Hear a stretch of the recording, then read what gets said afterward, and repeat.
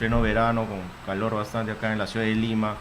Y bueno, y con toda la coyuntura política, como siempre, bastante movida, ¿no? Ahora estamos con la situación del caso Odebrecht respecto a la reparación civil, si es que está bien o está mal.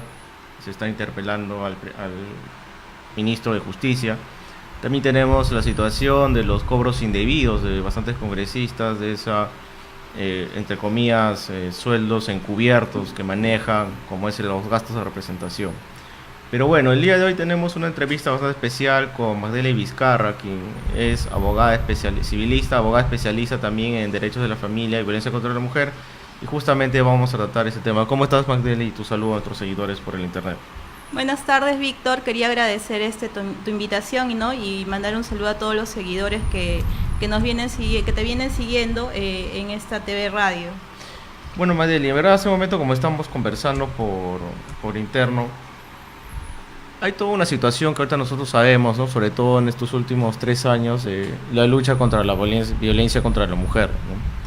Y efectivamente hay una ley, ¿no? Una ley que se encarga de proteger los derechos, incluso hay nuevos tipos penales, nuevos procedimientos, que específicamente la ley 30364, ¿no? Que está vigente, que también, por ejemplo, se establecen centros de atención mujer, dentro de las comisarías, juzgados especializados de familia que ven estos temas y que incluso pueden dictar medidas cautelares, sancionar, ¿no? Y hay un procedimiento específico que tú lo vas a explicar, ¿no? Explícanos cómo es todo esto de la ley, qué sujetos están regidos por esta ley, quiénes pueden denunciar, qué tipos de violencia ahora existen, ¿no? Bajo esta nueva normativa y la última modificación que ha habido en marzo, ¿no? Bueno, en cuanto al procedimiento, lo primero es poder difundir e informar a todas las personas de que esta ley tiene el objetivo de proteger a la mujer en toda su etapa y desarrollo de vida, es decir, desde que es una niña hasta una adulta mayor, y también protege a los integrantes del grupo familiar. Es decir, no es cierto de que esta ley deje desprotegido a los integrantes del grupo familiar.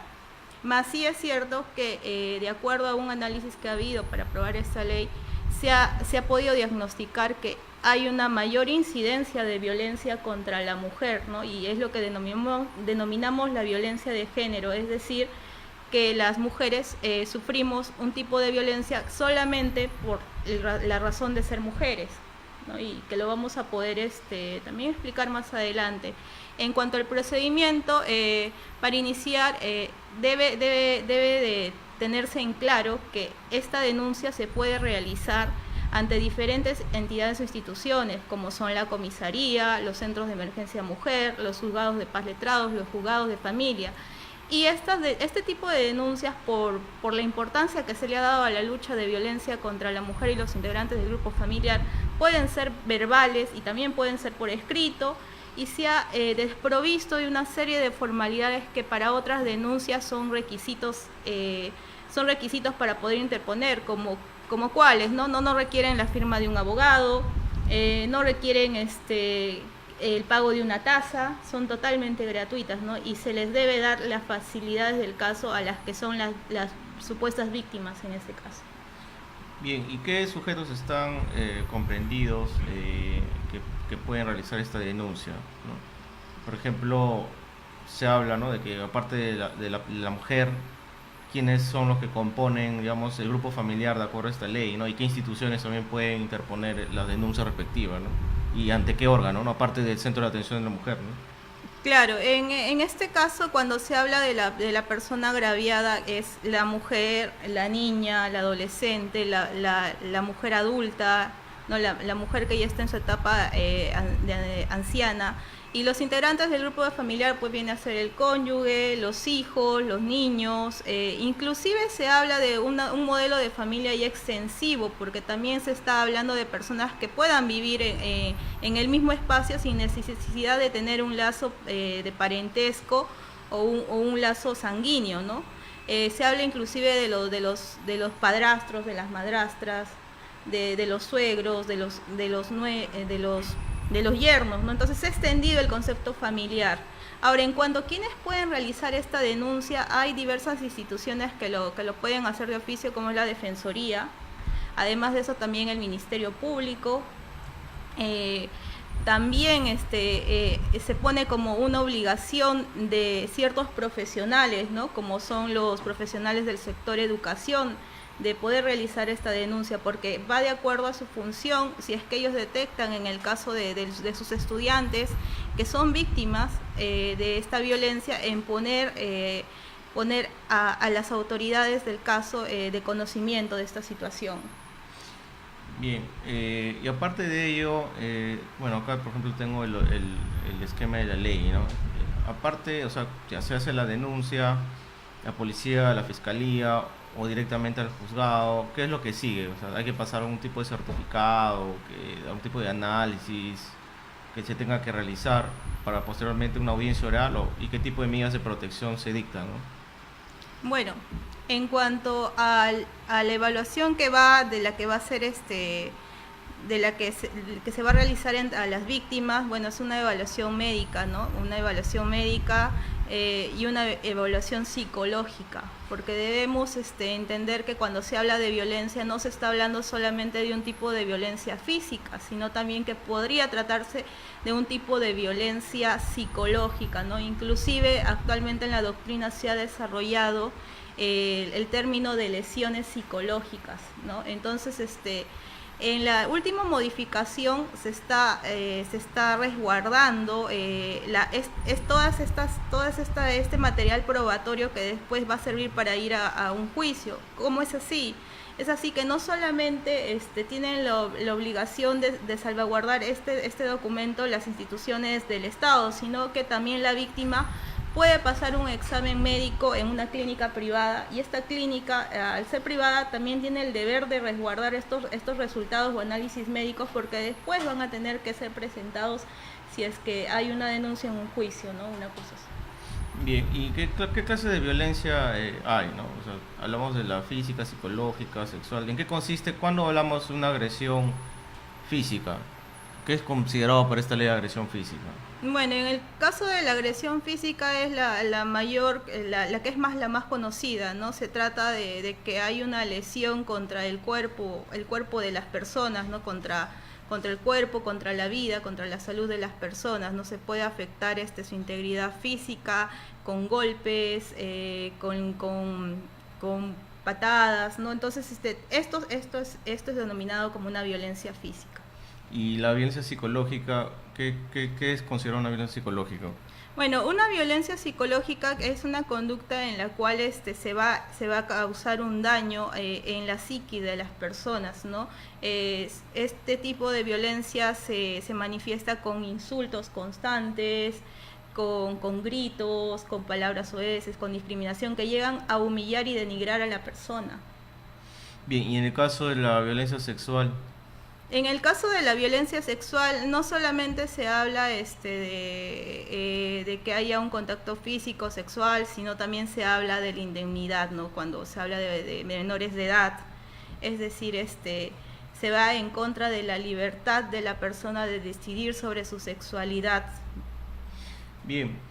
Y también hay una nueva violencia que se ha definido, que es la patrimonial, ¿no? Es decir, siempre uno cuando escucha este tipo de situaciones o casos es física, psicológica o sexual, ¿no? Pero no se habla sobre el tema de la violencia patrimonial. ¿En qué consiste la violencia patrimonial? Bueno, en el caso de la violencia patrimonial es cuando se afecta a las personas, y yo te voy a poner un ejemplo para poder hacerlo un poco más didáctico, ¿no? Porque es un poco difícil de entender este nuevo tipo de violencia, que es la violencia patrimonial.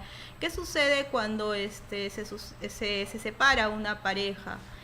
Generalmente, y hay estadísticas, hay un estudio que se ha hecho, lo que sucede es que el varón priva de la administración de los bienes a la mujer.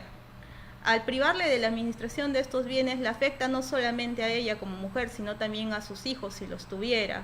Y además de esto, muchas veces se ha visto que esta violencia patrimonial va acompañada de la violencia sexual, porque hay muchos casos que se han denunciado en los cuales la víctima denuncia que que su expareja le pide a cambio de poder cumplir con, digamos, una pensión de alimentos o cumplir con poder otorgarle parte de la administración de los bienes que le corresponde, les pide favores sexuales, ¿no? Entonces eso es lo que se ha visto en el tema de violencia patrimonial, ¿no? Que estás afectando tú a una persona con los bienes que le corresponden, o si no, la estás condicionando para otro tipo de favores, como son los sexuales en este caso. Lo que establece esta ley es, digamos, una discriminación positiva en favor de las mujeres, ¿no? Porque siempre el abusivo siempre de una manera termina siendo el hombre, como tú mencionas, con este nuevo tipo incorporado de violencia patrimonial, ¿no? Que inclusive es una especie de chantaje, ¿no? O sea, a una persona inducirla para obtener una finalidad carnal, ¿no? Por el medio del patrimonio, ¿no? Quedándose con sus cosas o por darle dinero, entonces, pues, para los hijos o algo por el estilo, ¿no? Entonces, y aparte de ello, finalmente, ¿nos puedes explicar acerca de la denuncia, ¿no? ¿Qué hay que hacer específicamente para denunciar, ¿no? O sea, tú nos has mencionado que hay que ir, pero ¿qué es lo que hay que manifestar? ¿En cuánto es el tiempo? Digamos, vas a la policía, ¿cuál es el plazo, ¿no? Para que esto lo lleguen al juzgado, y también el plazo para que se otorgue las medidas de protección, y además que si es que por ejemplo puedes detenerse inmediatamente al sujeto, ¿no? Que ha cometido este acto, ¿no? ¿Eso es factible o no? Mira, en cuanto al plazo, lo que tenemos que tener en claro es de que cuando se trata de una lesión leve, que se va a determinar de acuerdo a los resultados médicos o informe psicológico, cuando se tratan de lesiones leves, el plazo para dictar las medidas de protección es 48 horas, bajo responsabilidad, ¿no? de todos los operadores jurisdiccionales. Inclusive la nueva modificación establece sanciones para aquellos que retrasen el otorgamiento de estas medidas de protección. Ahora, cuando las lesiones ya no son leves, sino son lesiones graves, el plazo es de 24 horas, ¿no? En 24 horas el juzgado tiene que dar o otorgar estas medidas de protección. Muchas veces inclusive va a estar bajo la discrecionalidad del juez de prescindir de la audiencia, de la audiencia, porque tiene que haber una audiencia en la cual se cite al denunciado, pero por la gravedad del caso va a prescindir de llevar a cabo o de programar esta audiencia, y va a otorgar las medidas de protección. Eso es lo que prevé la última modificatoria de la ley contra la violencia de la mujer e integrantes del grupo familiar, ¿no? Ahora, en los casos que tú me mencionabas que se puede hacer inmediatamente, sí. ¿Y en qué casos? Se puede inclusive detener al agresor cuando se tratan de actos en los que se ha tomado conocimiento en flagrancia. Cuando ha habido un acto de flagrancia, la policía está autorizada para ingresar al domicilio y para detener al agresor. Efectivamente, nos queda claro, Mayeli. Bueno, yo quiero agradecerte por habernos resumido de manera clara lo que está establecido en la ley 30364, y bueno, si tuvieras algún comentario final, ¿no? Bueno, yo simplemente quiero llamar a toda tu audiencia, ¿no? A tomar conciencia sobre el tema y la importancia de luchar, ¿no? No solamente desde el ámbito jurídico, sino también desde el ámbito social, contra la violencia contra la mujer y la violencia contra los integrantes del grupo familiar. Es importante, ¿por qué? Porque hay últimos estudios de estadísticas del INEI en el cual nos indican que el 50% de jefes de familia son mujeres. Entonces, la promoción de los derechos de la mujer va a ayudar no solamente a las mujeres, sino va a ayudar a que todo un grupo familiar salga adelante y pueda contribuir al desarrollo de la sociedad. Bien, gracias, Mayeli. Bueno, esperemos también que hay un tema acá también todo un tema de desintegración de la familia, ¿no? Es decir, ya hay muy pocas personas que se casan, hay pocas personas que creen en tener una familia. Es un tema, digamos, de responsabilidad, ¿no? Y generalmente lo que se está observando son muchos hogares disfuncionales que, si es cierto, es consecuencia incluso muchas veces de violencia.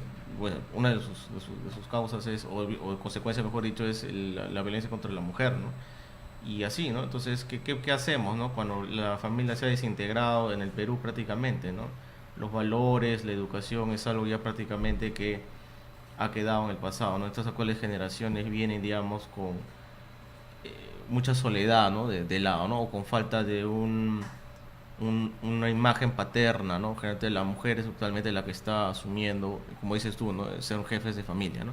Esperemos que esta realidad cambie, ¿no? Y ahí es importante el rol del Estado, el rol de la educación en general y incluso de la religión a sí, veces, me ¿no? permitiría decir que es muy importante el rol también de los hombres, ¿no? Porque se están construyendo nuevas masculinidades a partir de las cuales los roles del cuidado de los hijos o los roles de las funciones del hogar son repartidas entre ambos de manera equitativa. Entonces esto permite a que, como tú dices, ¿no? Más hogares no tengan que ser hogares ensamblados o se den más índices de divorcio, sino a que de acuerdo a las nuevas épocas y nosotros podamos seguir conservando un modelo de hogar, ¿no? De familia. Ese es un gran problema y una gran, digamos, tema que debe ser tratado también, ¿no? Para evitar Correcto. todos los problemas que están ocurriendo actualmente, ¿no? Bueno, muchas gracias, Madeli. Será hasta un próximo programa el próximo viernes. Gracias, Madeli. De nada.